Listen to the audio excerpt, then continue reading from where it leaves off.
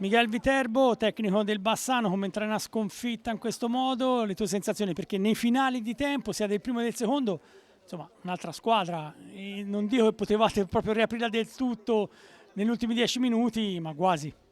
Sì, però anche in primo tempo secondo me Follonica è mai stato superiore a Bassano, è andato a vincere e non meritava. I miei ragazzi hanno avuto opportunità, loro hanno fatto gol in ribalzo e quando la palla andava verso la balaustra non hanno creato tante difficoltà. Noi abbiamo giocato veramente bene, il secondo tempo abbiamo giocato solo noi.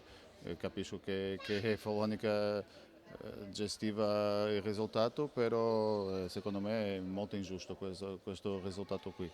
Come si viene fuori però da questa situazione? 4 sconfitte in 5 partite. Sì, non si deve mollare, deve andare avanti. La prossima partita è a casa nostra con Sarzana, è quello che deve essere il nostro pensiero. Con questo atteggiamento sono sicuro che vinciamo. Non c'è facile, niente è facile nella vita, neanche nello sport, però con questo atteggiamento sicuramente la fortuna qualcun giorno andrà verso di noi.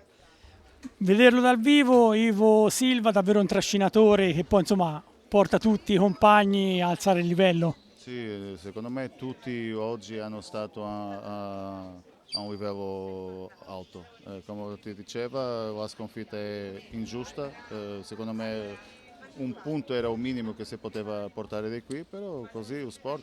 Resta alzare la testa, continuare a lavorare, mai mollare e pensare già a Sarzana.